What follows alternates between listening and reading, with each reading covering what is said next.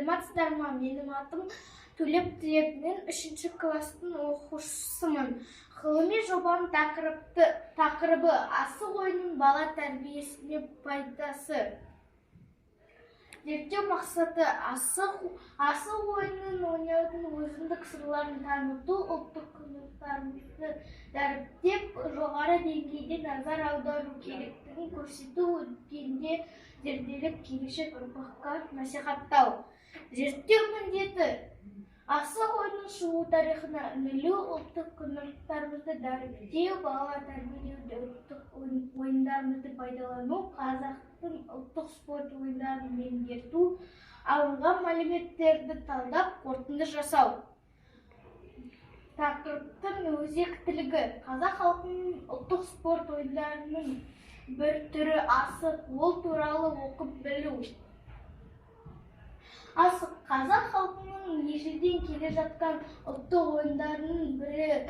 Байырғы заманда мерген болудың қырағын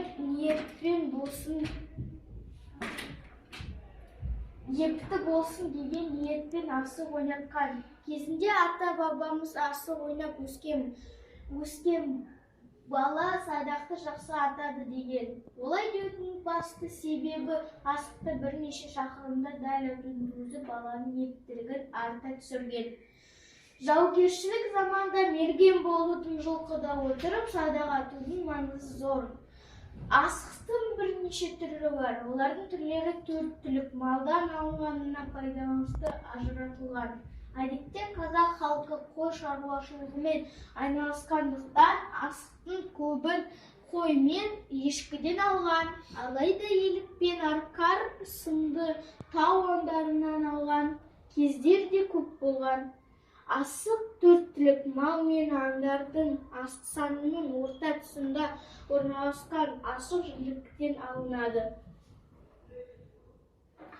Жалпы ойында асықтың сыртқы пішіндері үлкен рөл атқарады. Олар алшы, тайкы, бүкшік.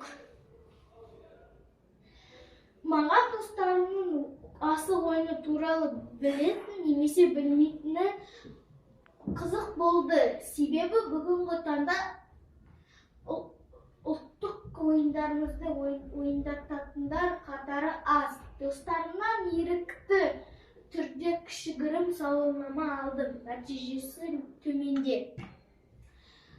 Бірінші сұрақ: асық ойынын ойнау тәртібін білесіз бе? 50% я деген жауап бер, 40% жоқ деген. Екінші сұрақ: асық ойынын қаншалықты жиі ойнайсыз? Екінші сұрақ: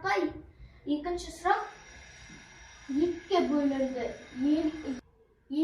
бөлінді. 50% достарыммен кездескенде ойнаймын, 50% мүлде ойнамаймын. Үшінші сұрақ: асық ойыны мектеп бағдарламасында болғанын қалайсыз ба? Оған 70% я деген жауап берді, ал 30% жоқ деген жауап берді.